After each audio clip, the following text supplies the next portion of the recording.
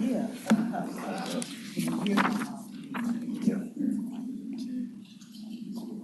Sir, please. Thank you.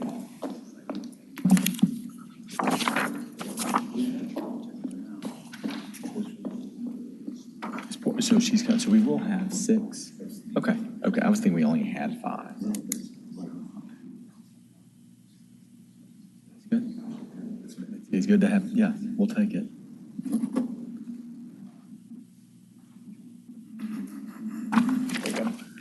Uh-huh. So we'll go ahead and get.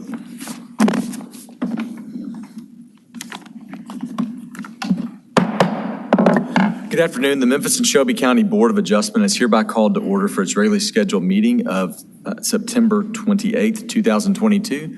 My name is Tim Rainey. I'm chairman of the board. Mr. Brett Ragsdale serves as secretary of the board. Mr. Ragsdale, may I get a roll call, please? Yes, sir. Ms. Baker? Here. Mr. Claybrook? Here. Ms. Sharp? Here. Vice Chair Savage Towns? Present. Chair Rainey? Here. We have a quorum. All right, thank you. The Memphis and Shelby County Board of Adjustment is the oldest appointed governmental body in Memphis and Shelby County. We were established in 1925. The board hears appeals from the administration of the zoning ordinance, requests for variances from the zoning ordinance, and other requests as articulated by local zoning laws adopted pursuant to the enabling legislation. The 8 members of the board are appointed, 4 by the mayor of Memphis and 4 by the mayor of Shelby County, with confirmation by the Memphis City Council and the Shelby County Board of Commissioners. We serve without remuneration. At this time, I'd like to swear in the staff. You may all remain seated. Do you swear to tell the truth, the whole truth, and nothing but the truth, so help you God? All right, thank you. May I get a motion to approve the minutes from last month's meeting? So moved. Is there a second? Is there any discussion? Hearing none. All those in favor signify by saying aye. Aye. Aye. Any opposed? Hearing none, the motion passes. Mr. Secretary, will you provide a secretary's report, if there is one this month, and then explain the procedure for today's meeting? Yes, sir. I do have a few items. I wanted to update a couple of items on the agenda first.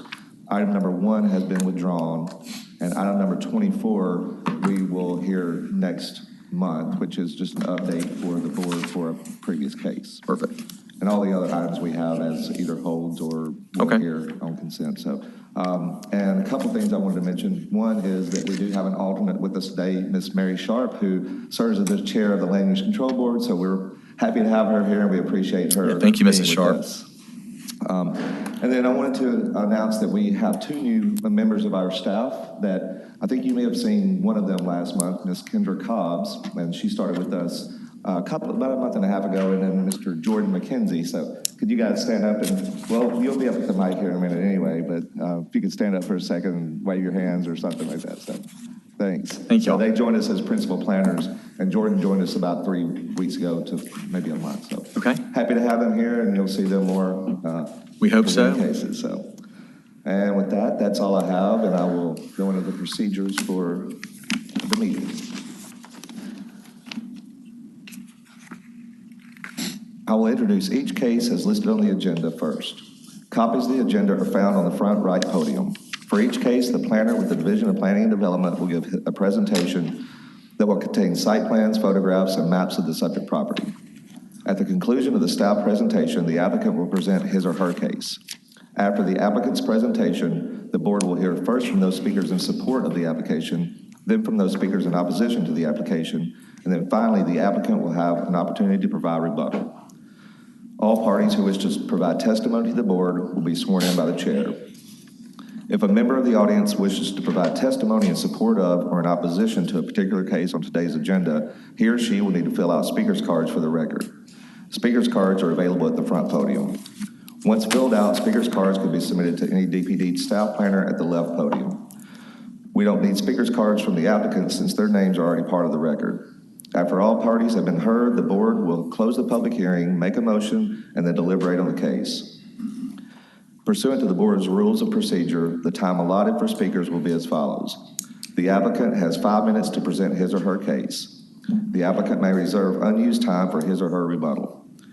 Those speaking in support of the application have 5 minutes. This 5 minutes is the total time allotted for support testimony, regardless of the number of speakers. Those speakers in opposition of the application have 10 minutes. This 10 minutes is the total time allotted for opposition testimony, regardless of the number of speakers. The applicant has 2 minutes for rebuttal in addition to any unused time from his or her presentation time. These times do not include time for questions from and answers to the members of the board. The chair may provide additional time provided both sides are given an equal amount of additional time. If the applicant or any speaker would like to be heard after the conclusion of the public hearing, or if a board member wishes to be heard to hear additional testimony from any party, a 2/3 vote is required to reopen the public hearing pursuant to the board's rules of procedure. Please note that once the public hearing is reopened, both the applicant and opposition will be allowed to provide additional testimony and/or rebuttal. All motions made by this board will be made in the affirmative. The private acts governing the board require the affirmative vote of at least 5 members to approve an application, regardless of the number of board members present. The board may also vote to hold an application for a period not to exceed 90 days with the consent of the applicant or 30 days without the consent of the applicant. All section numbers that we refer to come from the Memphis and Shelby County Unified Development Code, or the UDC, which was adopted by the Memphis City Council and Shelby County Board of Commissioners in August of 2010 and became effective on January 1st of 2011. I will introduce the entire UDC and make it part of today's record, thus dispensing of the reading of individual sections. The board is vested with the power to act on these cases before us today under the provisions of Chapter 9.22 of the UDC. Mr. Chairman, I submit that all cases have been filed in proper order, all applicants have been notified of this hearing, and all notice requirements have been fulfilled as required by the UDC. All right, thank you, Mr. Secretary. At this point, the board will establish the consent agenda. To establish the consent agenda, the Secretary will call out each eligible case. If any member of the audience, staff, or board member objects to a case being placed on the consent agenda, he or she should make their objection known by a show of hands when the Secretary reads that case. Once the consent agenda is established, the board will vote on all cases placed on the agenda as a whole and will not hold specific public hearings on those cases. Mr. Secretary, which items on our agenda are eligible to be placed on the consent this month?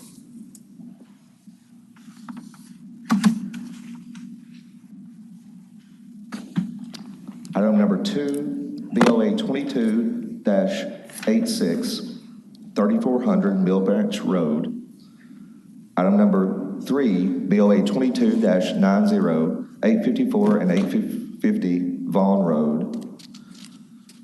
Item number 4, BOA 22-97, 756 Jefferson Avenue as a hold.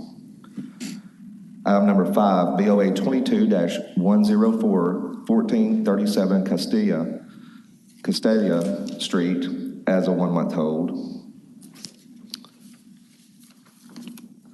Item number 6, BOA 22-107, 1828 Faxon Avenue as a 1-month hold.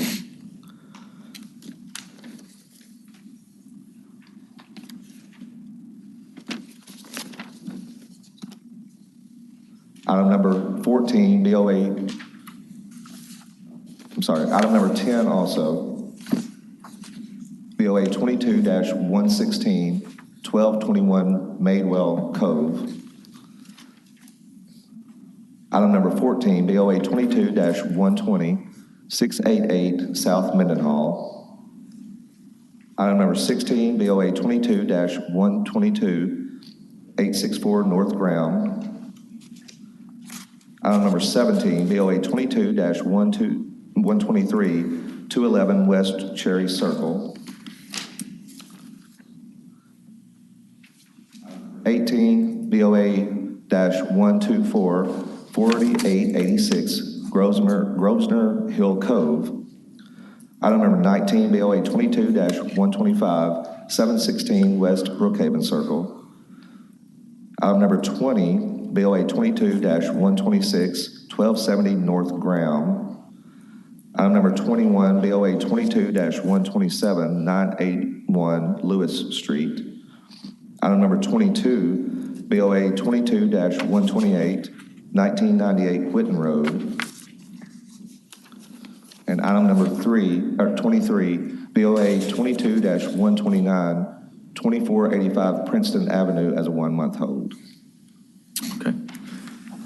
Thank you, Mr. Secretary. And may the record reflect that Board Member Scurlock is here. So could I get a motion to approve agenda item number 2, 3, 4 as a hold, 5 as a hold, 6 as a hold, 10, 14, 16, 17, 18, 19, 20, 21, 22, 23, all as conditioned by staff? So moved. All right. Perfect. Moved and seconded. Mr. Chairman, I want to note 23 was a hold as well. 23 is a hold. Thank you. Reflect that. I'll remind the board that by voting on the consent agenda, he or she affirms that he or she has read the staff reports in full agreement with the conditions. Mr. Secretary, may I get a roll call, please? Ms. Scurlock? Yes. Ms. Baker? Yes. Mr. Claybrook? Yes. Ms. Sharp? Yes. Vice Chair Savage Towns? Yes, I find that the standards of the UDCC of 9.22.6 are being met and will not be unduly detrimental to the properties in the vicinity. And Chair Rayner? Yes. Motion carries. All right. Thank you very much. So if you are here for those cases that just were on consent, you've been approved or held as requested. Mr. Ragsdale, will you call our first case we're going to hear today? And we will hear the next two cases together. Perfect. Items number 8 and 9, and they are adjacent properties in the same application essentially. So the first is item number 8, BOA 22-114, 2799 Harvard Avenue, and item number 9, BOA 22-115, 2793 Harvard Avenue. But we can vote on these independently, but we'll just hear it as one case. That's Okay. Very good. Welcome, Mr. McKenzie. Good afternoon, Board. And please be patient. I'm new to this setup, so give me a second. We'll try to be. We'll try to be. Take it easy on me. Yeah, whenever you get ready, if you want to give us a staff report, that would be great. Absolutely. And I also prepared this presentation, but in general, while that is loading, yes, 2799, 2793 Harvard Avenue. They are looking for a variance to section 2.5.2 to allow duplexes on 2 lots in a residential single-family R6 zoning. And the total area, I did want to point out in your staff report, it might be showing 0.172 acres. Combined, it is 0.344 acres. Just a point of clarification. Okay.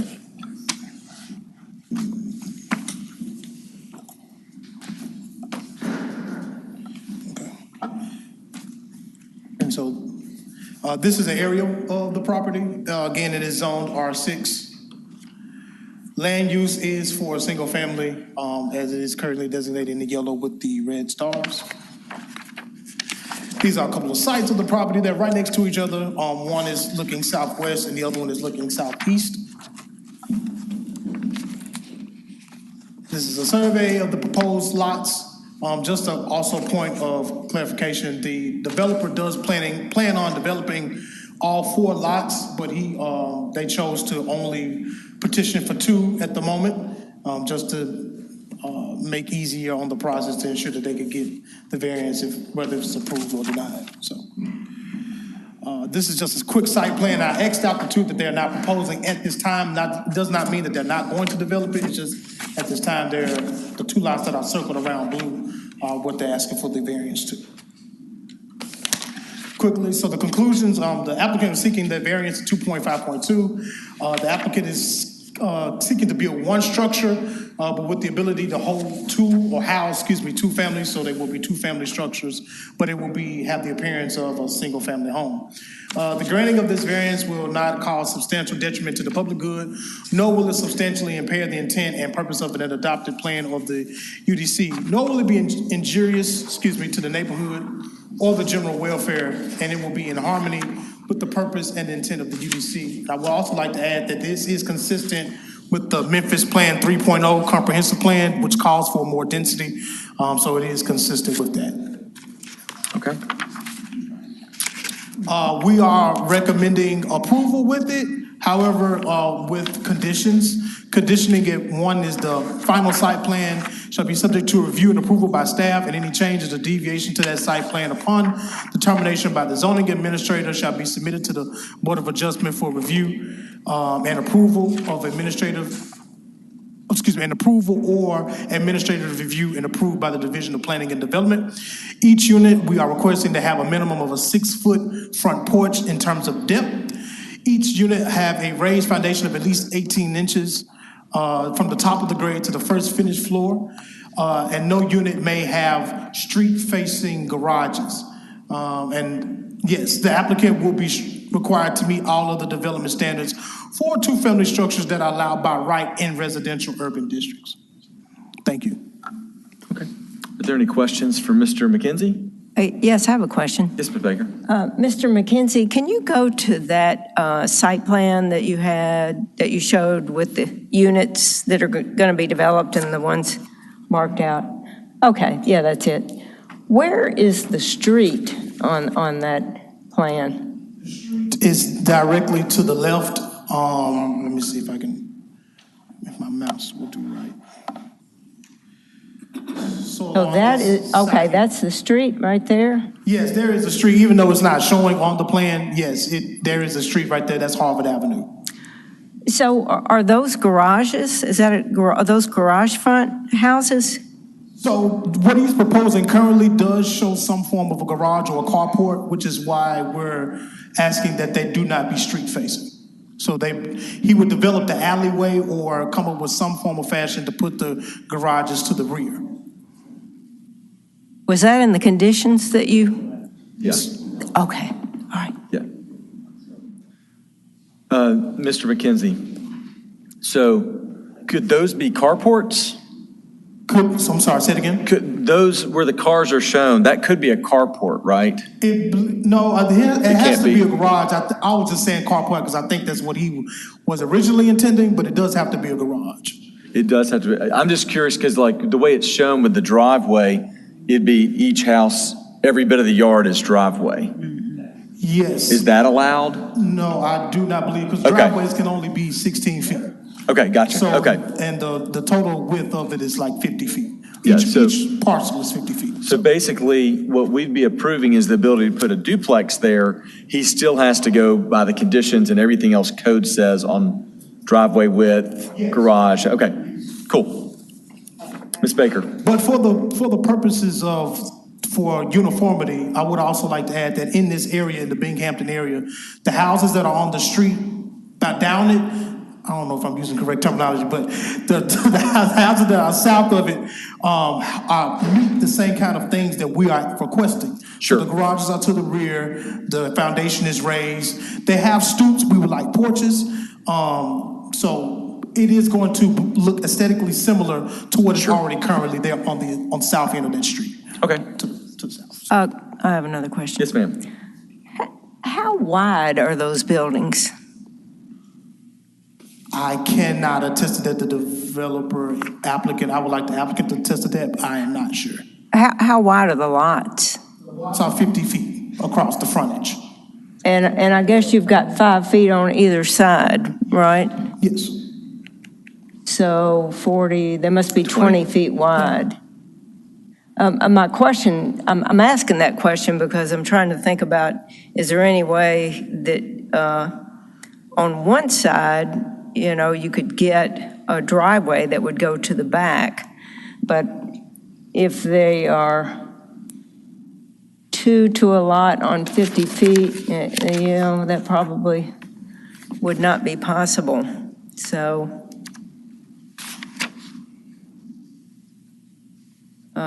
anyway, I guess you've answered my question. I'm having a little bit of trouble figuring out, and I guess the applicant can answer this, how would they ever meet those conditions? That's my question, basically. Okay. I think there's an alley in the back. Yes, so there is an unpaved or unconstructed alley to the rear of those properties. So if he wanted to, he could develop that rear alley and create those access to those garages through the rear from that alley, yes. But it would probably be pretty costly, I would think, to do that. Well, he has to put in curb cuts anyway and sidewalks as part of the development anyway. So it would actually possibly, that would be a cost that he would have to figure out. But more than likely, it probably would be cost effective to do the alley versus putting in all of the curb cuts on the front end of the Okay. sidewalks. Okay. However, that is, again, that's a decision the applicant has to Sure. determine, so. Do you have a question I think I can wait for the Okay. applicant. I think I had green space kind of at all? Okay. questions. Any other questions for staff before we move to the applicant? If the applicant will come forward, please.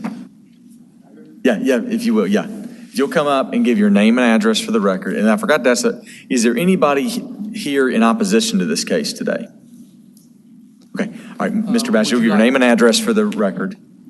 Christopher Batts, my name and address, my home name and address. Home or business address, either Well, one. my home address is 707 North Hollywood, and first off, I would like to thank. Oh, let me swear you in real quick. So raise your right hand. Do you swear to tell the truth, the whole truth, and nothing but the truth, so help you God?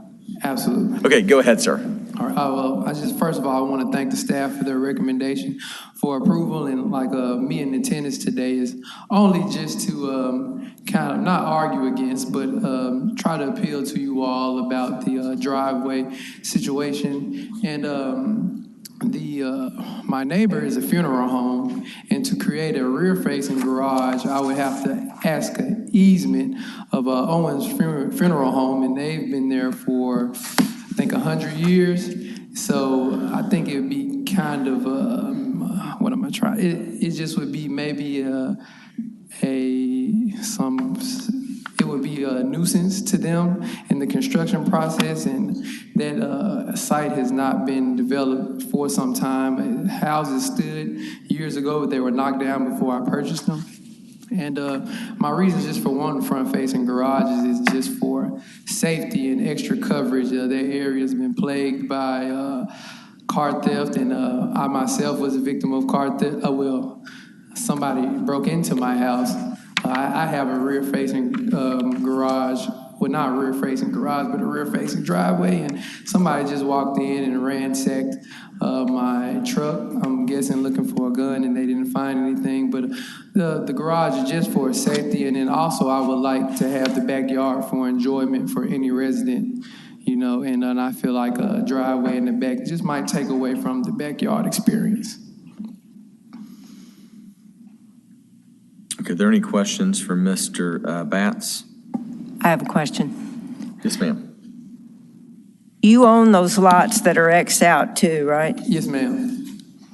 Well, one thing you could do is you wouldn't have as many units in the end, but you could kind of blend that property together and cheat a little bit off of one of those lots and get you a driveway that could be shared, with your units.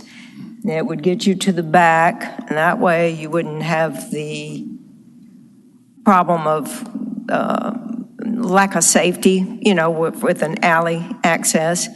You could fence it. And I think you could design it in such a way that you'd have some open area to be enjoyed also. So to me, it almost looks like that would be the easiest way for you to conform with the staff's conditions, would be just to not have quite so many units in the end on all the property together. I can speak now. It's more of a statement, yeah. Well, my purpose is to just give each unit their own sense of, just their own sense of privacy. I've designed it in a way to where they just will have, it would be just, each dwelling would be private. And, I do encourage, a neighbor to know each other, but, just still, what they're already sharing attached walls, I wouldn't really want them to have to share anything else. And then also, from a cost-effective standpoint, I just wanted to start developing the first 2 lots as I could, being that I do have certain financial, not setbacks, but I'm just trying to do it cost effective. This is my first development, and I went back and forth about the unit, the unit density, and this is just kind of what I came up. There would be me and my architect and my general contractor said this would be the most cost effective plan that we saw for it at the time. But I am not against doing a carport or maybe doing a one-car garage per unit instead of a two-car garage. But I just kind of wanted to keep the site plan as is. But yeah. Those lots are 150 feet deep, it looks like. You know how, like, with the houses is drawn, how deep are the houses? You know? The house... Front to will back. be approximately about 80 feet deep, I Okay. believe.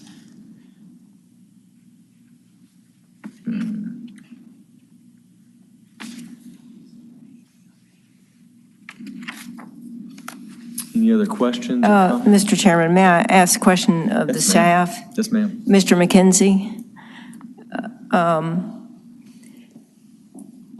If we approve this today and basically with your conditions, then it goes back to the staff and discussion with the applicant and so on.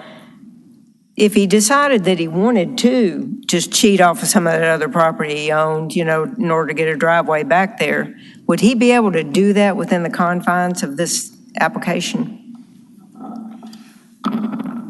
Are you talking about for us creating a shared driveway access? Would he be able to utilize some of that property that you're saying he's leaving out for this application? Can you give me 1 second to confirm, please, Melissa? Okay. And Ms. McKenzie, I can try to answer, I can answer it here, I think, we can just, so I think the question would be, could he move a lot line and change the size? And of the lot? expand the area that he's doing right now in order to put a little bit more room for a drive?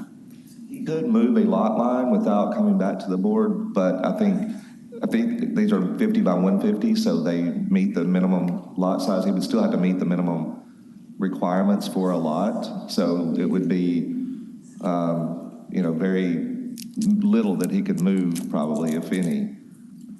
So Well, he would- that wasn't exactly my question. I'm saying to him, you might not get 1, 2, 3, 4, 5, 6, 7, 8. You might get 7 because you need the rest of that land to provide a drive so that you don't have a paved front yard, basically.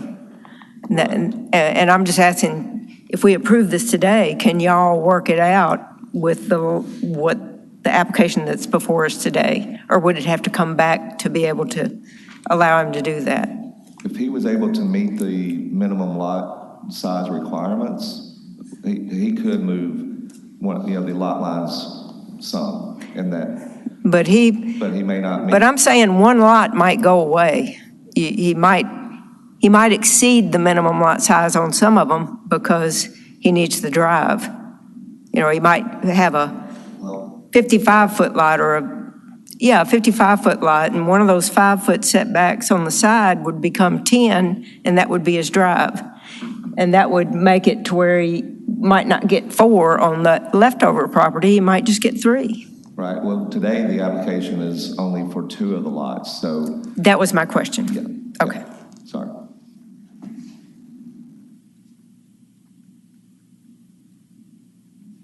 Any other thoughts or questions?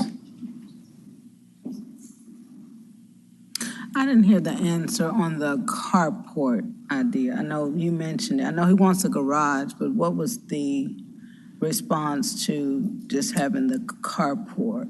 Well, my main question there, just to explain it, was if you put 2 double carports on each lot, there's not even room to get in there because you can't have that whole curb cut. Gotcha. That's where I was going with that question. So this is laid out here, I don't think ever could work because you can't get the cars in the driveway. I'm pretty familiar with that area. I know right where Owens is and stuff like that. And I'd love to see something happening there, but I think it just needs to be a little different. I like the staff's conditions on this. Or if you don't like the staff's conditions, hold it and come back with a better site plan, because all we have to go on is this. Right. And we can't tell a whole, you know what I mean? We can't tell a whole lot. So if I do like, well, is there any way that if I wanted to change if I'm able to go back and talk to my architect about the staff's conditions, is there any way that I could take the staff's conditions, and if I see that I need to come back, then maybe come back? Or Hold it. So what you're saying, just go ahead and vote on it with the staff's conditions, but if I come back and want them tweaked, that would be a new application, wouldn't it, to get another variance? So if you think you couldn't live with those, what you may want to do is hold it, talk to your architect, and then you'll have to come back again, but at least you won't have to refile. so as far as the site plan goes, so basically you're saying that you don't want a front yard that is mostly concrete, you want to see some green space. We do, and I don't think not even based on what we want, I don't think you could do that. Okay. Like, I think that you can only have your driveway so wide. So with that spacing there, that I don't think that physically works. And it's not just me saying it, it's just like, I don't think it's just physics or geometry. Of course. And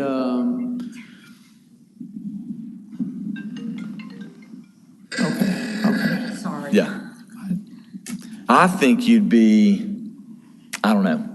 If you think you can just make it work with the conditions, and you have a pretty good, then I would go ahead and take So it as and far- risk not having to do As far as another. when I speak about the easement with the funeral home, I don't think you need an easement. There's an alley there. They've paved over it, and they're using it as parking lot, but from the way the tax map looks, they're using property that you haven't, there's a public alley on that. So I don't think, they may or may not like that or know that. Is that, I'm trying to think, could you Is bring that up the aerial drawing for me real quick, if that's okay? go to the overhead of the area, and you can see the parking lot, Mr. McKenzie, where they got cars parked to either side. Is there a way to zoom in on that, maybe?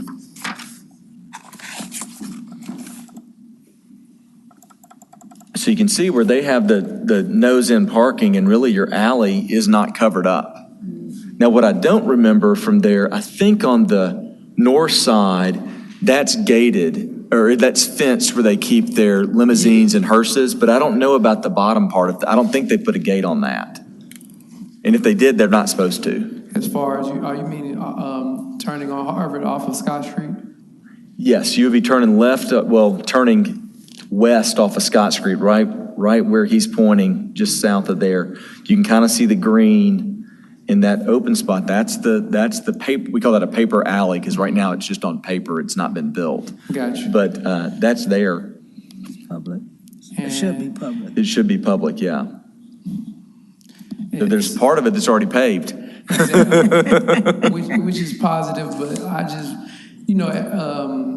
for good relations, is there any kind of paperwork that I may, present to the funeral home, or any kind of, I don't just want to just start ripping it up and just telling them. Yeah. You'd want to, I think it'd be wise to always go in and talk about it before you do it. And that'd be a conversation you have in the next month. I have a great relationship with the director of the funeral home. But yeah, they always wave when I go by. Yeah. They're very nice. Still alive. It's probably platted, right? Is this a platted lot? I think you would take the plat, and your surveyor can help with that. Okay. He should have all that stuff. It's all available online, but that's what I would probably do. Mr. Chairman, I have Yeah. one more comment I want to make. It occurred to me that what you could do, some of these open floor plan homes now Yes, ma'am. are as narrow as 18, 17 feet wide.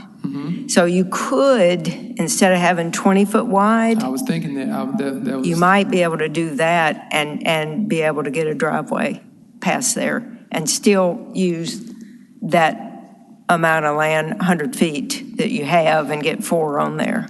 So, You might be able to do so that. basically, instead of a 5. A driveway has to be 5 feet wide, right? Oh, it's, no, it has No, to be. it's 10 at least, isn't it? 10. Minimum 9, I think, but I mean, 10 is usually, there's some that are 8.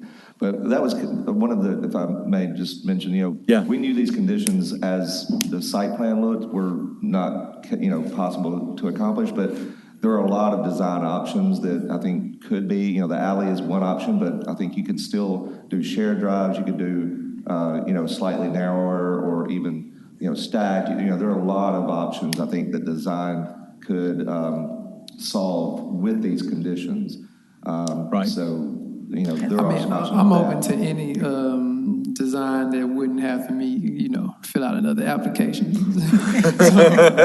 But I mean, I'm okay with the conditions. If we could just just a condition that would be suitable for you all. Okay. I think the conditions are good.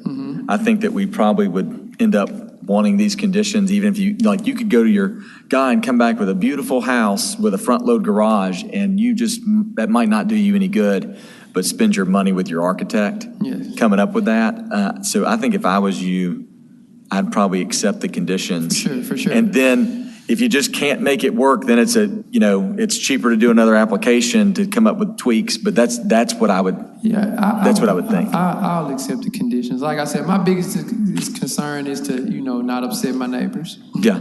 Okay. Any other questions?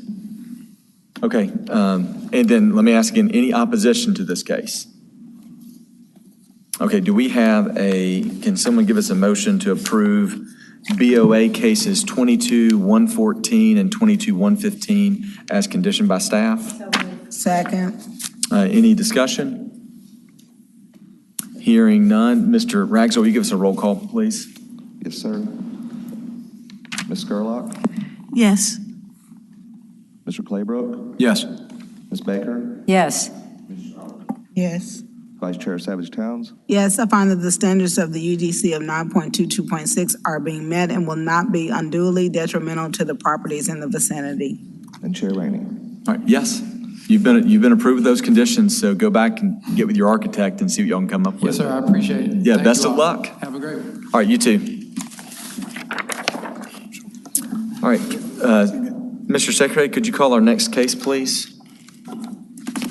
Item number 12, BLA 22-118, 3310 Prince George Street. Okay. See the applicant. Is there any opposition? You're the applicant, correct? Yeah, if you can come have a seat for us. Is there any opposition to this case today? Okay, thank you much, sir. Mr. Davis, will you give us a staff report, please? Absolutely. Good afternoon. Brett Davis with the Division of Planning and Development. This is case BOA 22-118 regarding the compatibility in architectural character between a proposed accessory structure and the existing principal structure, which is a house at 3310 Prince George Street.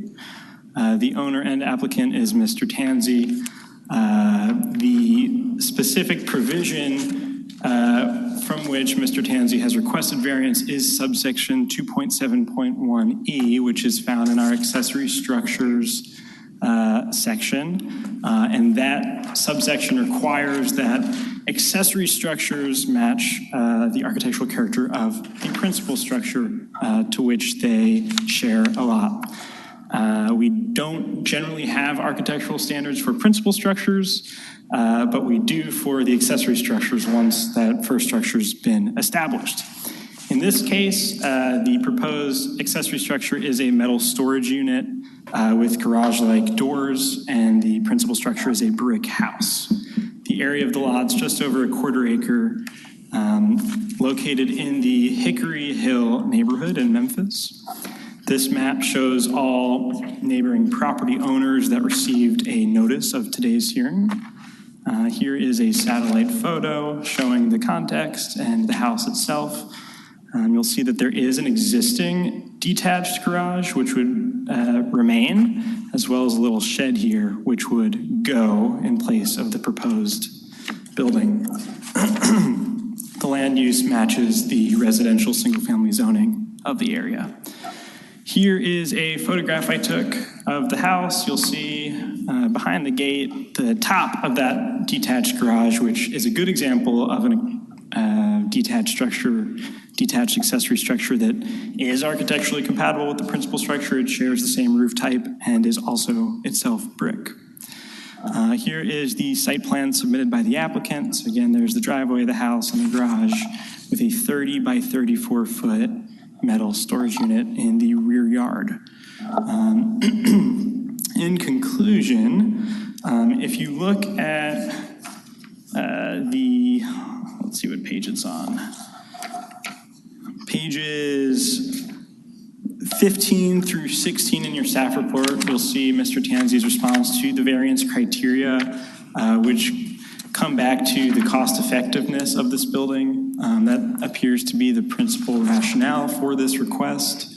And of course, that is a violation of one of the variance criteria, which states that it can't be sought primarily to save money. And that is really the main reason we're recommending rejection today.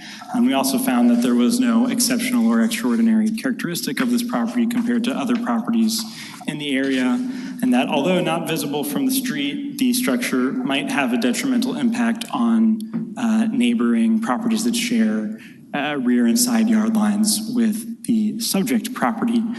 Mr. Tanzi did request a building permit that got rejected after review by Mr. Ragsdale found that it was not compatible. And I will point out that although today a variance was requested, you might also want to consider whether that interpretation was correct in the first place, although that was not exactly the request of the variance. And that concludes my presentation. Thank you. Are there any questions for Mr. Davis? I have one question. So this building, accessory building, is not in place right now? Correct. Yeah, a permit was sought and rejected, and then this variance it was never application was built? filed. Okay. Would staff consider it more in line with the other structure, not brick, but if it was like, sided like kind of a normal residential house, as opposed to, a brick building like that is pretty expensive. But would wood siding make a difference, I think, in y'all's opinion its use? I think so. I want to defer to staff architect and zoning administrator who originally did the review on the permit to answer that. I mean, this house happens to be with the roof and everything. There's no siding on the entire house. Where normally you might have a little siding at the top or something, but I still think it's more residential looking. I do believe there is siding on the back of the house. Is there? Actually. Okay. All right, any other questions of staff before we move to the applicant? All right, Mr. Tanzi, if you could state your name and address for the record, please. It's Baba Tanzi, address 3310 Prince George Street. Okay. Do you swear to tell the truth, the whole truth, and nothing but the truth, so help you God? I do. Okay, go ahead and tell us about this. Well, first I got some photos that's on the zip drive. Okay, do we know how to?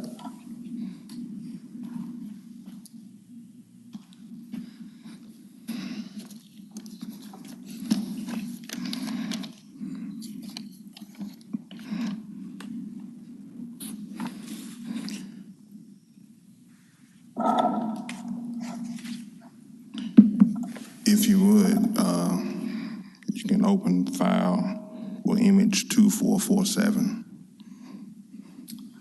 244, let's see.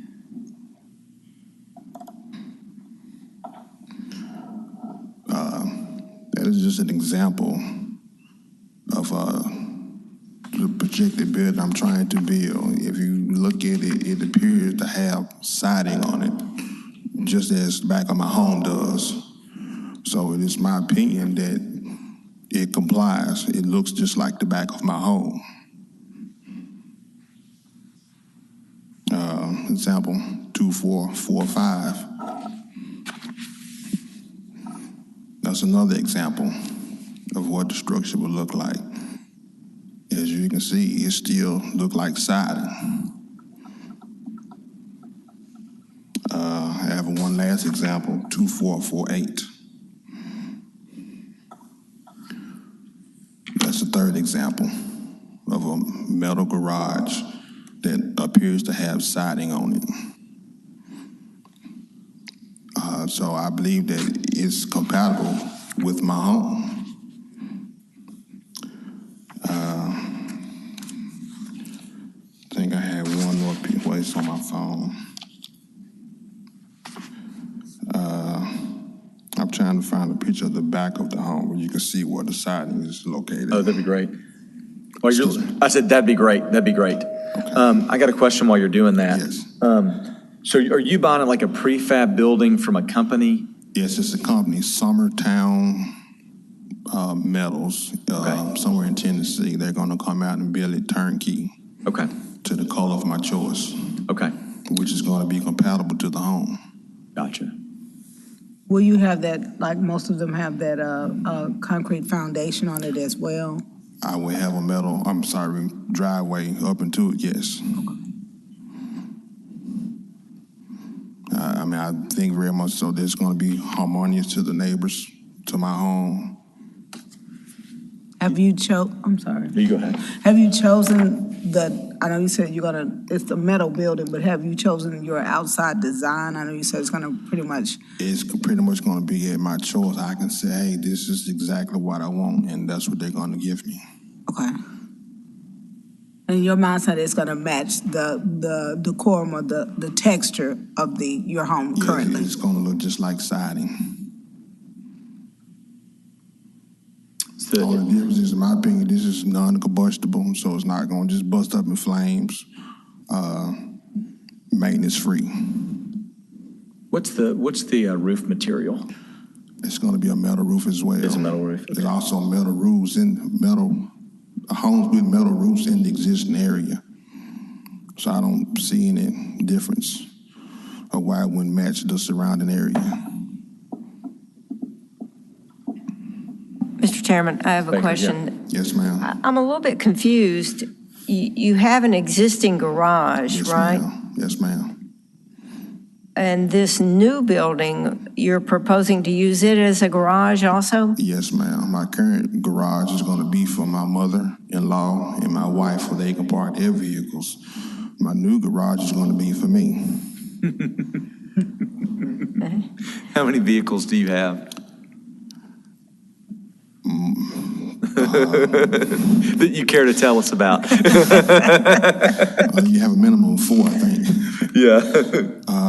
My personal vehicle, I have 2. Yeah. Motorcycle, 4-wheeler, trailer. I would like to put all my toys in my garage. Question for staff. Is there enough room to get a driveway, entrance to the doors? Would the doors be facing the back of the house? I mean, how would he do this? It'll be 27 feet between my home and the face of the garage. That's 27 feet? Yes, Oh, okay, ma'am. I did not realize that was feet there. I see it now, yeah. I didn't know that was 27 feet. I'm going to have 10 feet to the west of the home. And I'm going to have 5 feet, maybe 6 feet on the south side of the home, off the fence line. You'll come in and then get in the garage, right? Yes. Where the doors are facing your house. Correct. Okay. Did you ever find the picture of the back of your house by any chance? I think it's actually on my cell phone. Yeah, okay. I mean, I could pass it around if you like. I know, I'm trying to think. Mr. Chairman, I have another question. This one is for staff. Is there a limit in the UDC about how many garage spaces you can have on a single-family lot like this? So we don't have any limit on the total number of accessory structures. We have a limit on the total combined area of accessory structures. And that's this fits it? 75% of the ground floor area of the principal structure. And the garage existing and the garage proposed combined are under that limit. What about the total number of garage spaces on a There's no lot? limit. No limit. Okay.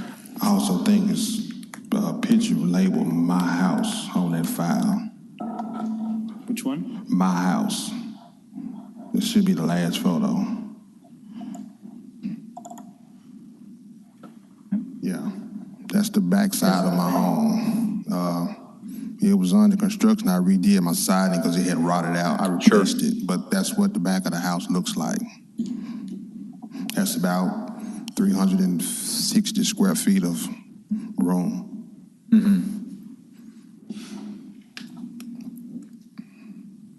Do we have a photo of the existing garage? I don't think we've seen that. It's all brick. It's all brick. It's all That's what brick, it's except for going the to wood look like. fascia around the top. Yeah, this is the closest I could get. That's all we have.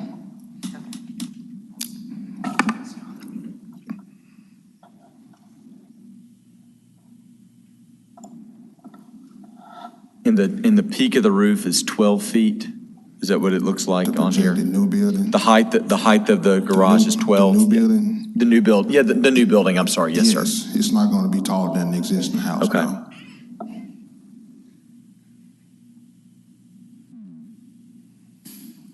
I'm gonna tell you, I didn't like the way this sounded, but those pictures look not bad of those garages.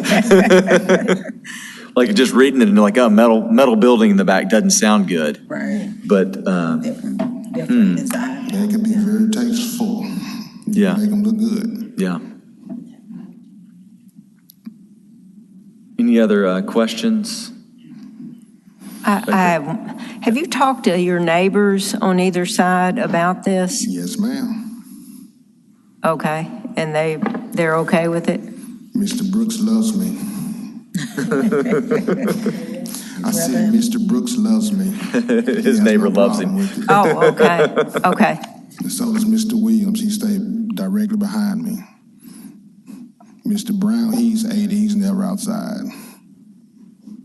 And these lots, how big are they? Like your lot, how big is it? Looks big on the map, Just over a quarter of an acre. so it's pretty big. Yeah, more than 10,000 square feet. Okay.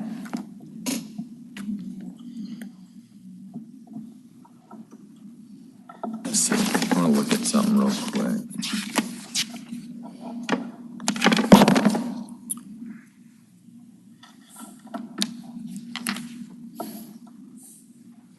Okay, so they put a condition. It says this approval shall only apply to the requested structure, which I think would make sense to you. It's just the one structure like this you want to do. Yes.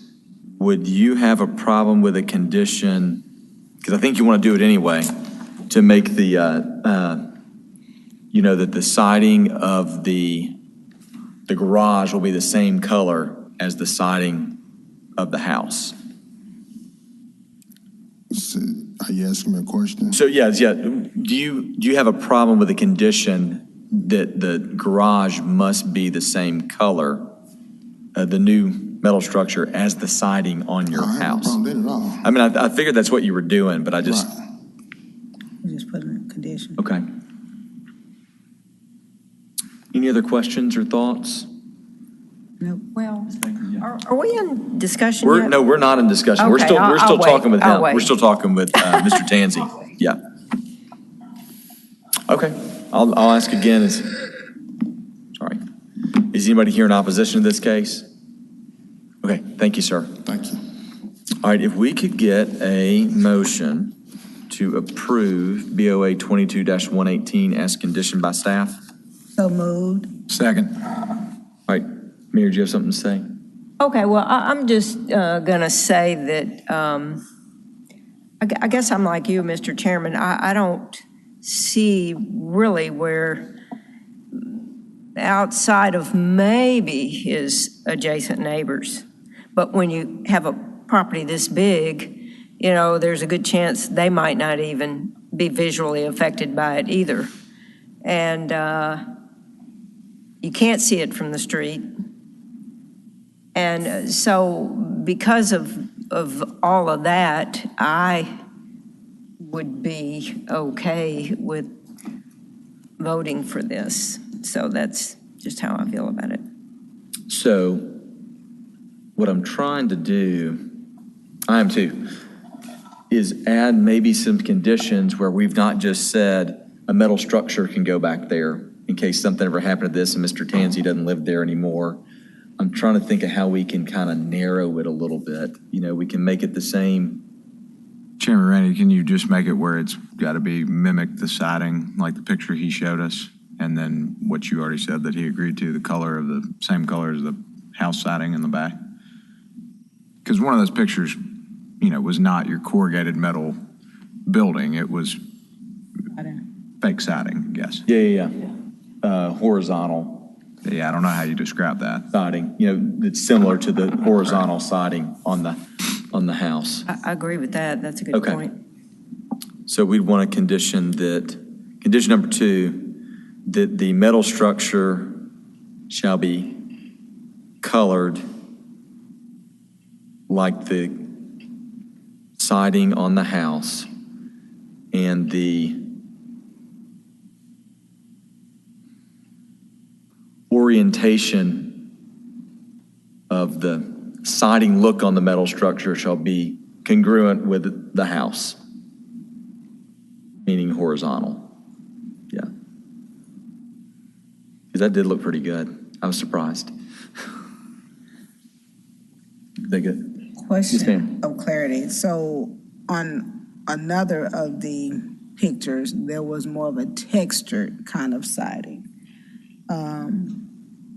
So are we limiting him to the siding, or could he do something along the brick texture that's with the garage? Because there are two types of siding, if you will, or two textures to that home. We have a brick and then we Yeah. have a siding. So are we limiting him only to do the siding look, or can he do one or more the brick look? Because there I was thought they one, all looked like siding, there was but one, I could be wrong. there was one, that red one, kind of the first one.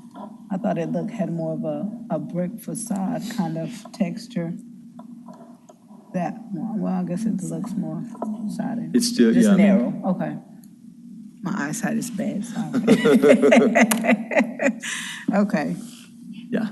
all right, I'm on board. I just want to make sure. All right, any other comments? All right, Mr. Ragsdale, will you give us a roll call, please?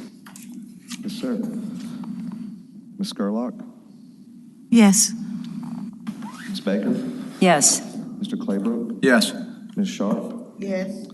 Vice Chair Savage Towns? Yes, I find that the standards of 9.22.6 of the UDC will be met and will not be unduly detrimental to the properties in the vicinity. And Chair Rainey? Yes. All right, you've been approved. Thank you, Mr. Tansey. All right, Mr. Ragsdale, we call our next case for us. Item number 13, BOA 22-119, 3596 Debbie Drive. All right, is the applicant present? Okay. Is there any opposition to this case? Yes. Okay, I got that. Okay, if you want to come down front, you can have a seat. Are you Miss Rios? Yes. Okay, yeah, you can have it. Not that much.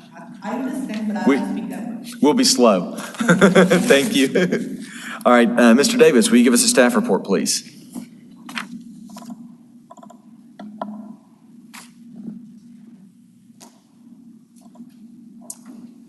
All right, Brett Davis, Division of Planning and Development. We're looking at 3596 Debbie Drive. The request is a variance per subsection 3.2.9F to retroactively allow an addition to encroach into the platted front setback. The area of the lot is approximately 0.3 acres, and it is within the residential single-family 10 zoning district. This lot is located in the Fraser neighborhood of the city of Memphis. Here is the plat in question. The lot is Lot 8. You'll see that it is on a corner, and both frontages have platted front setbacks. One is 40 feet, and the other, the one currently in question along Debbie, is 30 feet. I will point out that the non-corner lots actually have a 40-foot platted front setback along Debbie, as opposed to this lot's 30-foot. And that is mirrored in the construction of the actual houses. So this house was originally built in the 1950s to the 30-foot building line. And you'll see that the other houses were built closer to the 40-foot building line. On this satellite photo, you can see the addition that was built without a permit right here. So it's jutting out of the house onto Debbie Drive. And then we do have some photographs, some zoning and land use maps. And here is a photograph of that addition. Behind the addition was originally an attached garage. A former owner within the last few years enclosed that garage without a permit, likely creating an illegal parking pad. And Ms. Rios then built this addition onto the enclosed garage, meaning the garage had been turned into living space. And you'll note that other work has been done on site as well, fencing, a deck, different sorts of parking covers, treehouse. None of that is currently being discussed under this variance request, although there have been a number of citations issued for different structures on the site, including for the addition. Here is a view from Corning of the addition as well. So in conclusion, and I'm going down to the bottom one, the applicant has argued that most of the variance criteria, including the unusual physical characteristic and practical difficulty / undue hardship standards, are inapplicable to this request. And staff does agree with that. We don't see any evidence of satisfying those criteria. It appears that the homeowner is exhausting potential remedies before being ordered by court to remove the illegal addition, and staff finds that this is not the purpose of variances, and we are recommending rejection. And our conditions, if approved, make clear that this approval applies only to the addition in question and that no further encroachment is allowed without a return to the board. That concludes my presentation. Thank you. Mr. Davis, how long, do you know roughly how long ago the addition, when that happened? Within the last 2 years, but the applicant could provide a better timeline. And was there a building permit? No. Okay. Yes. All right. Give your name and address. No, you're good. Okay. Name and address for the record, and I'll swear you in, okay? My name is Liz Vega Rios, and my address is 3596 Debbie Drive, Memphis, Tennessee. Okay. Do you swear to tell the truth, the whole truth, and nothing but the truth, so help you God? Okay. Go ahead, Ms. Rios. I passed to the divorce. When I come back from my country, Puerto Rico, I find out all this be like that. It's the first picture, I don't know, they have it. The house is yellow, different color, people living there. I try and do the best to clean up, fix, I paint the house color blue, and try and fix everything. Try and follow what they told me to do.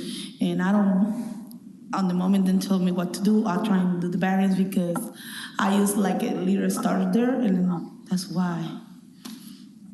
I don't know what to. Okay. When did y'all build the addition? The addition is being built when I don't be living on the house because the house I bought in 2018. When I buy the house, I divorced in 2019. And in the process of the 2018 or 19, I be on my country. I think they built it on the 18 to the 19. Okay. And you didn't own it then? Not really. When I come back, I find the paperwork I have a court, and I just. Okay. Step from there. Was the structure enclosed at that point, or was it still open? No, the structure is closed on one side, but it's kind of bouncing back to different. One time, one of the person that sent to the house said, just close. That's the way the neighbor don't see the mess they have. I close, but I don't follow the instruction because really, it's not how it go. And going for there, I just follow what the lady from the code enforcers tell me, and that's what I'm doing right now. Right now, I'm trying to fix everything and go to the right way. Okay. Are there any questions, Ms. Baker? Yes, and you might have said this, I'm having a little bit of hard time following, but what's in that addition? Is it kitchen? What is it? No, it's just I got this most of the stuff of my kid because we moving back from Puerto Rico, and I got the stuff in there, and I got like my little spot that I sit down and work on the computer because I work like paralegal for people, and that's what I do in there. So it's storage and office. So, so there is electrical work that was done and so on, for they have the plugs and everything in I got there. extension cord, but it's And lights, yeah, yeah. Okay. Thank you. Yeah, no electrical, they're extension cords.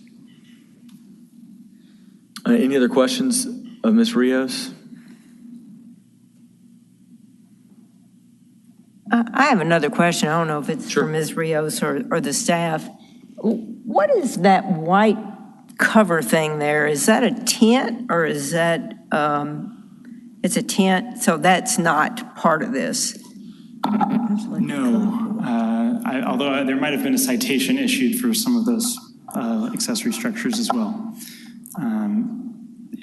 This is all paved now. It was not originally paved. It was a driveway to a garage, and since then, much of this side yard has been paved for parking. And these little, almost temporary carports added. Yeah, that's why the picture is taking the birthday of my daughter. I put it for the people don't get wet, but it's gonna be out. But that could easily be removed, right? It's just a tent, yeah. Yeah, those are just portable. Just put it together. And is there any violation with the pavement? I guess not, huh? It's possible, although there's likely nothing wrong with paving that portion of the yard. Okay.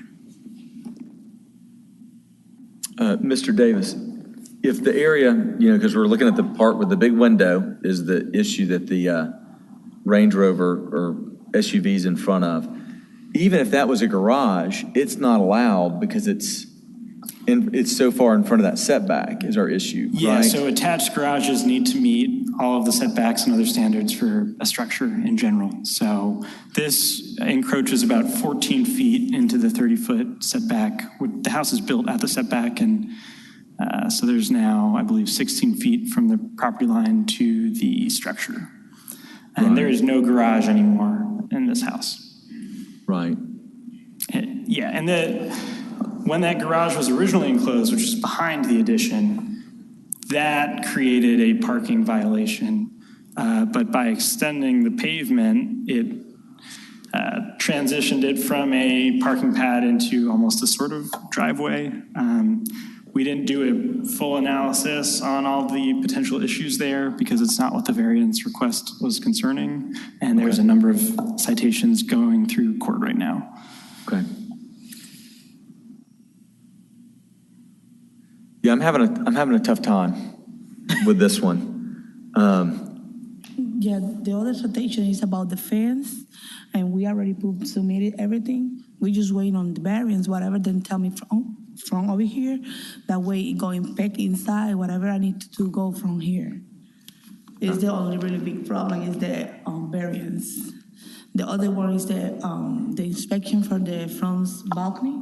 It caught on fire on the 4th of July, then fixed it, and I put the permit and the fence. It passed because it's only 4 feet, and the other one is the extension garage. That's all. Yeah. Yeah, my biggest issue is that part of the house just extends almost 50% of the setback. It's just it's a huge violation. If it had been like 3 or 4 feet where sometimes you go over these setbacks, build too close to the street, but you can't really tell because it's 3 feet here and stuff like that when you look at the neighborhood. That one just kind of sticks way out there. That's my issue right now.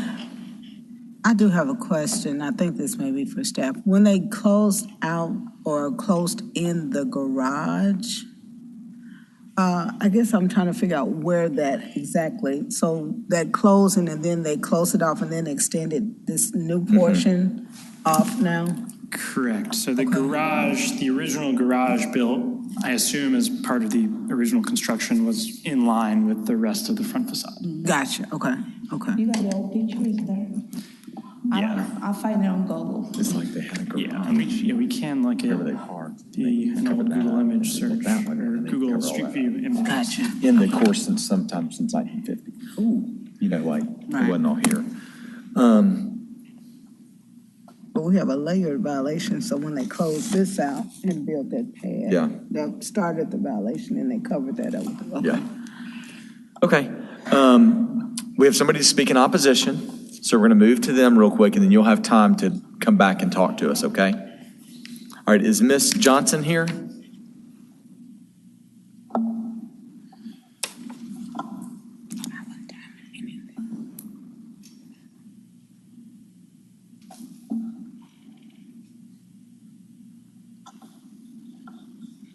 Hi, Ms. Johnson. Hello, Hey, could you give your name and address for the record for us?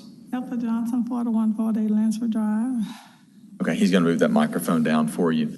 Do you swear to tell the truth, the whole truth, and nothing but the truth, so help you God? I do.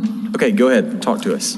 Okay, I bought that house on Debbie, 3656 Debbie Drive in 1973. It was a residential neighborhood, and my son lives there. He's at work. He couldn't get off, so I'm speaking for him. That house there on the corner, they have put, at first they had a working station where they were fixing cars. They put that deck on the front, and that was fine. Then they started building on and on and on. Now, that little part there, on the front of it, it has a restaurant sign that they sell food. I don't know whether they do or don't, but all the time they have lots of cars parked there from that mailbox all the way around the corner. And it's an eyesore. It's bringing and if they have a restaurant in there, which is I don't know, they have a sign that says sell food or food sell. It's going to bring lots of unwanted people to the neighborhood and traffic.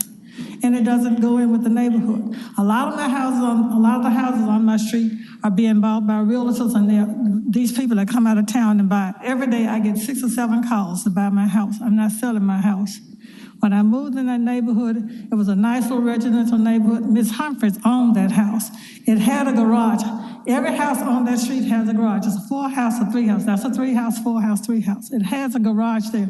They closed it in. A lot of people have closed their garages in. Then they paved that. That's not really pavement. It's pavement and rocks. That white there, there's a lot of pavement and rocks there. And it's unsightly. Okay. Are there any questions for Ms. Johnson? I have another question for staff. Okay, yeah, there's no questions from Ms. Johnson.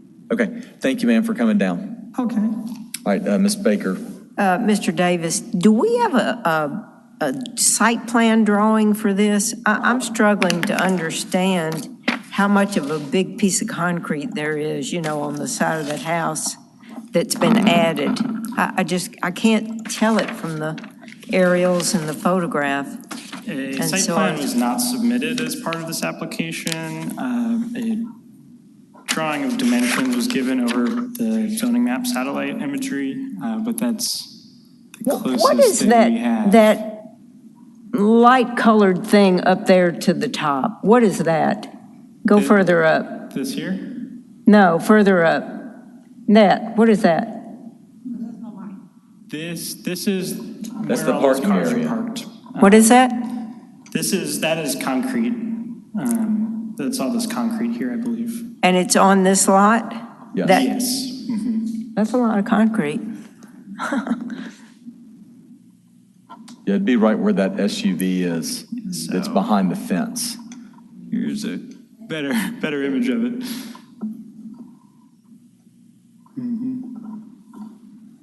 Yeah, because that fence there, coming from the northwest corner, is really not that long of a fence. It's really about a little more than a car long from the north part of that property. Ms. Rios, did you want to have any rebuttal? I'm sorry?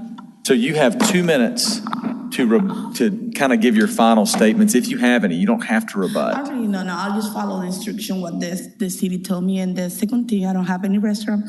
My restaurant, I have a hibachi restaurant on Summer Avenue. I don't know, guy, when you go Google, show them my house, but my restaurant is on 3410 Jackson Avenue. It's a hibachi place. I sell food. I got my own place too. I don't sell food on my house because I have my restaurant already. Okay, all right, thank you. With that, I'm going to see if we can get a motion to approve BOA 22-119 as conditioned by staff. So move. Second. Is there any discussion? Did I hear the lady that opposed to say that there was a restaurant? She thought, she didn't know if she said there was a sign, didn't know if they sold anything or not, and the applicant said, I don't. But I'm not really concerned with the restaurant. It's just that we're here just about that extension of the closed-in area, and it just doesn't fit any criteria for being something we can approve, I don't think. That's my thought. Well, this is just me.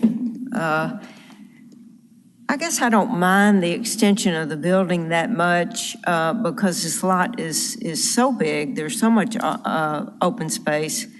But then that causes her to have paved that big thing over right next to the property next door, rather than being able to get a driveway, that can accommodate the vehicles because of the parking garage being, closed in and expanded. If there was a way to change that big thing of concrete and get a driveway back and behind the building, I would at least feel better about it. I always hate to have somebody tear something down, but I know it was built illegally. I know that. Yeah, in a certain house, something like if you just took a picture of this, I could deal with that if it wasn't the front of the house. If the front was facing the other way and that was kind of the back and not kind of what you see when you are addressing the front, I think I'd be right with you on that. Like, okay, I don't mind it coming out a little bit and that's kind of a back entrance here, but that's like the house. I mean, like any other thoughts? All right, hearing none, I assume you're ready, or did you have something to say, Ms. Savage-Towns? I'm kind of torn back and forth because I guess I'm still trying to figure out I know we have the non-conforming closing of the garage, which was prior to her time. Am I correct on that? Or Possibly. and then her building on top of the nonconformity, which caused it to be a double nonconforming. So I guess that's why I'm split on. What the first closure would have been, it would have made the parking in the driveway was the issue. Okay. Right, I think the cars would be parked, and that the issue there, they didn't have any place to park, so they're parking in the front yard setback or whatever it is. That's non-conforming. So that happened, and then they built on top of that, and really that whole structure is what we're here for today. Okay. Other thoughts or comments? All right, Mr. Ragsdale, will you give us a roll call, please? Mr. Chairman, for the record, can I get who made the motion and second? I don't have that. The motion was, I'm trying to think who made that motion on that one. I made the motion. And I second. Okay, yeah, Baker with the motion, Savage Towns with the second. Okay, thank you. All right. Ms. Scurlock? I'm so glad that she didn't call on me first. Wow. Wow. Yeah, I was,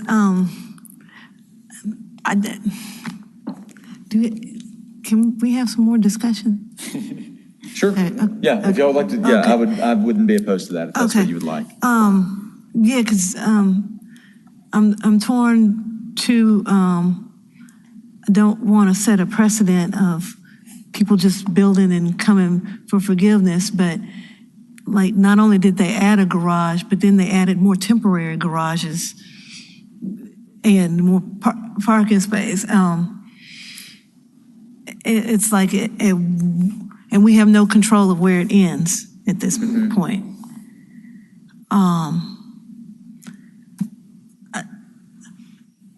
Are there conditions I mean, how do you, because it's a court case. The one condition that the staff gave us if we approve was that it only applied, like everything else would still apply in the UDC except for this building as it's built right now. Right. So like, we're not changing the setback for the property. We're basically giving that piece some grace over the 30-foot setback. Okay. So like if the house is sold in the future, can it be mandated that that has to come down with the transfer of I think you could only do that through some sort of sunset provision based on time, not ownership. Oh, okay. Because we're dealing with just the property and not ownership. Yeah. That was my question. Okay. Yeah, I mean, I think our board tries really hard most of the time to get things to work. And even when things weren't done right, we want it to work. I just don't know with this one. Well, and two, it's just the undue hardship. She went to Puerto Rico and, you know, whoever was maintaining the property at the time designed it to how they wanted to live. And of course, they don't have to live with the consequences. Yeah. They get to move on. The good news is tearing stuff down isn't that expensive. Yeah. It's pretty cheap. Yeah. They did that with That the means you didn't garage. waste the money putting it up, but Right. actually tearing it down is not that expensive. Right. Any other comments? All right, No. go ahead, and you can ask somebody else that, you can even change the order, Mr. Ragsdale. And Yes, I will, Mr. Claybrook gets the honor. No. Ms. Baker? I thought you called on Mr. Claybrook. he said no. He said no. Oh, no. Ms. Scurlock? And no. Ms. Sharp? No. Vice Chair Savage Towns? No, I find that the standards of the UDC of 9.22.6 are not being met, and the property will be unduly detrimental to the properties in the vicinity. And Chair Rainey? No. The motion failed. So sorry. We try to be as good as we can and creative with things. I just don't think we could do it on this one. All right. Good luck. All right, Mr. Ragsdale, could you call the next case, please? This is our last case. It's item number 15, BOA 22-121, 705 East McKellar Avenue. All right, is the applicant here? And is there any opposition? I don't see anybody, so. All right, if y'all have a seat on the front row for us. And then Mr. Skinner, if you could give us a staff report, please. Absolutely. Lucas Skinner with the Division of Planning and Development. This is BOA 2022-121. Somewhat similar to some past cases that we've heard. So this is legitimizing an existing carport on the front of the structure at 705 East McKellar. Aerial, to give some context of the site, it's in a very traditionally residential neighborhood. You can actually see the roof of the structure here. The light box is that carport. Some zoning and land use. It's all R6 surrounding, and single-family homes to the north, south, east, and west. I'm so sorry. Some site photos to show. This shows the structure in question. So this is a metal frame, metal roofed carport. Essentially, so to kind of go back through some of what we've talked through today. So it's on the front of the structure, street-facing carport, encroaching into the property line here, which would be to the east when you're looking at the aerial. And then also architectural compatibility. And there is also an added layer, given that this site is in an existing subdivision plat. So this site does have a 40-foot building line, so this carport is encroaching about 8.2 feet past that building line. Again, just to kind of zoom in a little bit to show a little more of where this is. Again, that's the structure there in question. So it's approximately 31.8 feet, and again, it's a 40-foot building line. So in conclusion, this is to legitimize an existing carport, several variances essentially to legitimize being not architecturally compatible with the principal structure, too close to the side property line, and extending into the front yard of a platted setback. Again, the building line is set from the 1946 Coleman McKellar subdivision plat. Essentially, so this carport was not built with any permits, unfortunately. And so staff really feels if there had been permits to be pulled for this, we could have really probably worked with the applicant on maybe finding solutions, working on setbacks and things like that. There are really no other examples of true front carports in the area. As you can see from the site photo, actually here, the neighbor right here has a side carport, but it's truly to the side of the home. So with all that to be said, we are recommending rejection. However, if approved, we do just have our standard condition for any changes to come back. And with that, I'm available for any questions. Mr. Skinner, what did most of the properties have? Did they have carports at some point that have been filled in over time? Well, it's really interesting. Yeah, so a lot of them have like here, it's a lot of what looks to be like they could have been garages at one point that have been filled into rooms. So they either have an existing side carport that would have been original to the home, or it appears that they either did not have a garage and have an extra room, or a room was sort of enclosed from an existing open space. Okay. Any other questions for Mr. Skinner? All right, thank you, sir. If the applicant will come forward and give your name and address for the record. Gloria Brown, 705 East McKellar Avenue. Robert Brown, 705 East McKellar Avenue. Okay, do y'all swear to tell the truth, the whole truth, and nothing but the truth, so help you God? We do. Yes. Okay, go ahead. Tell us what's going on here. Well, the reason why we built this carport was to protect our vehicles. Macklin Doors was the company that constructed the carport for us. And when they constructed the carport for us, we didn't have any idea that we needed a permit for it. They didn't say we had to get one, or they didn't ask us for one. So when this came up, they told us that the homeowners were supposed to get the carport. So we went back and found their permit. So when we went back and found our contract, which is our oversight, that we were the ones who supposed to been getting the permit to have it built. And when we built this carport we have several cars that had been sitting out in the sun for over 20-something years. And my wife decided to buy another car, and I said, well, it would make sense to buy a pretty nice car that we purchased to sit out in the elements before it be destroyed like some of the other ones has been. This home was built back in the 1950s, and it was gifted to us by my aunt.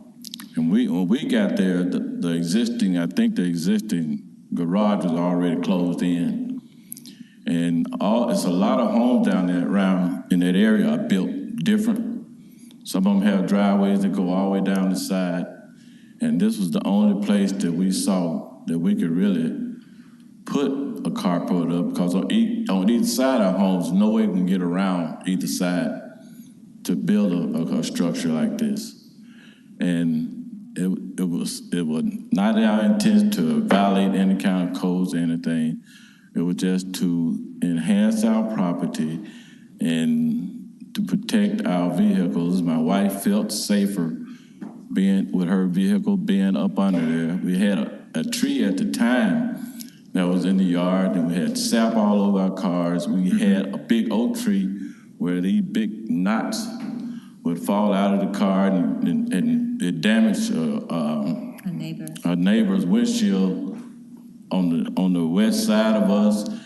And the tree was so big they were hanging over the driveway, and that was another reason why we put the carport up. And That was my wife may have something to add, but that was the reason why we put it up for protection of our vehicles and for safety.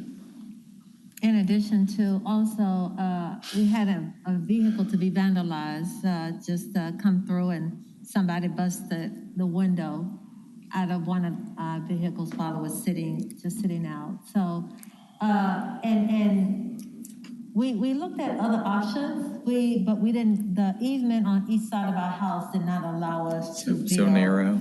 anything. Otherwise, we would have gone around to the side to sort of build maybe a garage or a carport, but it did not allow us to do that. And really and truly, we really try to maintain our property.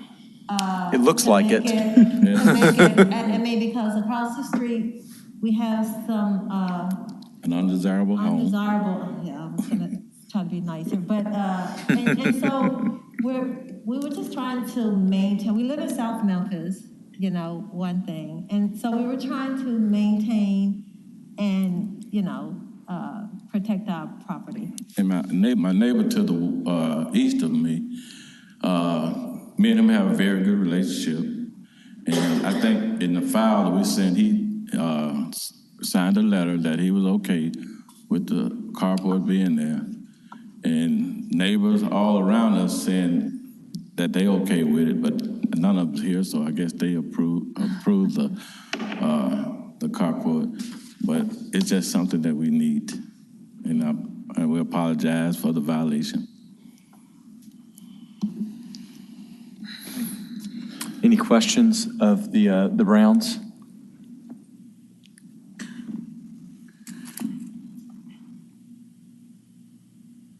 So we have three vehicles, and you know whose vehicles they can't get up under the carport is mine. So, and you know, and also the vehicle that's in the driveway now that you can see, it already has dashboard damage from where it's being outside. It's just we already had it replaced one time. Now the second one is damaged for being out in the sun.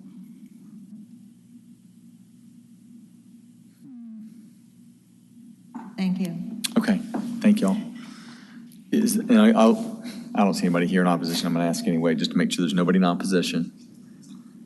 All right, is there any, Ms. Baker, do you have a question or? Oh, well, I had a, Or are we in discussion? discussion? We need to have a motion to go into Okay. discussion. So Yeah, I'll move. would you like to make the motion to approve? Yes. BOA 2022-121? So move. Do we have a second? Second. All right, so I heard Carson first, so, in discussion, go ahead, Ms. Baker. Well, I didn't think of this on that last one, but I thought of it on this one because, you know, I think putting a metal structure up like this is maybe not as costly as having one built with wood and brick and all that stuff. And so I'm wondering if one way to do it so they wouldn't have to just take down an improvement that they just put in would be to have a time limit. In 5 years, they'd get to live out the value of what they have put in it. So that's my thought on this. Because. So live out the value or come back?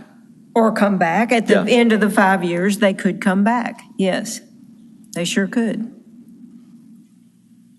You know, every property is unique.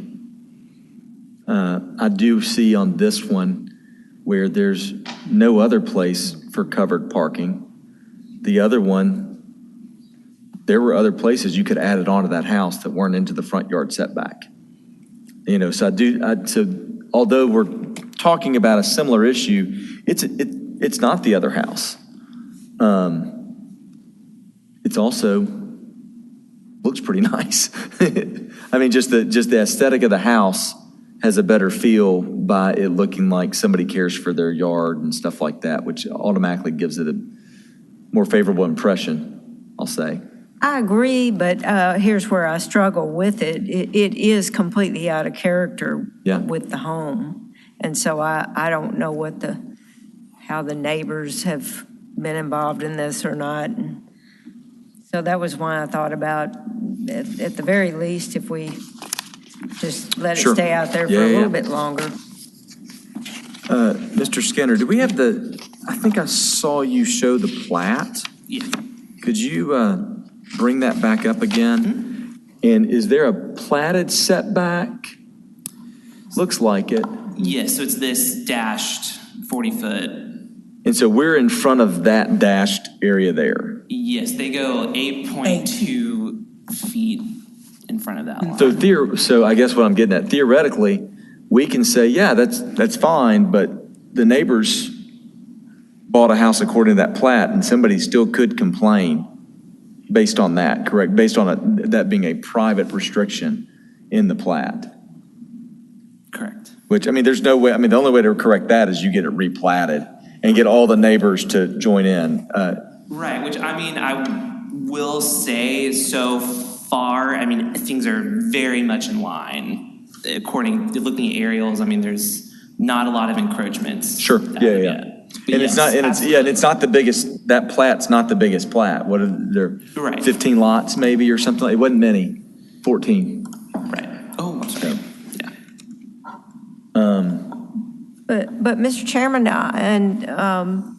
I think we can approve an encroachment into a platted setback. Oh. That's part of what we can do. Oh, okay. I think, yeah, we can. I don't think that we can remove a neighbor's right to do something. Challenge it. To challenge it. Yeah. Exactly. I think we do have the right to do that. Yeah, I don't have I like your idea, Ms. Baker. I'd probably be willing to go a little longer than 5 years and maybe look at maybe 10 years or something like that. Although, I don't know the life of a metal structure like that. If you don't hit it with a car, backing in or out, it could be 20 years and look just like it does now. But I don't think we want that forever.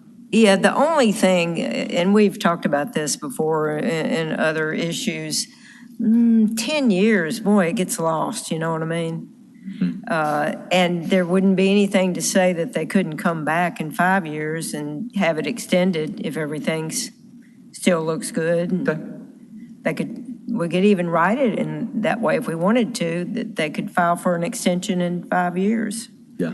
That way we wouldn't be throwing it out there we'd all be gone, at that time and all that. Might be gone in 5 years, but. And we would be approving this structure as is. Any change or deviation, would they have to come back to us? Yeah, that is in the staff conditions already, I believe. Any change or deviation from the site plan shall be submitted to the Board of Adjustment for review. Okay. If the zoning administrator thinks it's significant, I guess there could be some minor change. But let me say that I agree with you. I mean, the property looks nice in the picture and whatever. Definitely helps. The rest, other board members say, I will go along with it. Yeah. No, I think your condition sounds fair. Any other discussion? So, Ms. Baker, I believe you made the motion, and we'll add the friendly amendment that this variance shall last for 5 years, upon the expiration of which the applicant can come back and request an extension. Okay. All right, with that, are you all ready to vote? Yes. Okay, Mr. Ragsdale, give us a roll call vote.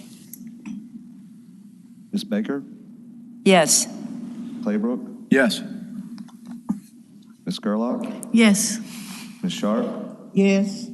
Vice Chair Savage Towns? Yes, I find that the standards of the UDC of 9.22.6 are being met and will not be unduly detrimental to the properties in the vicinity.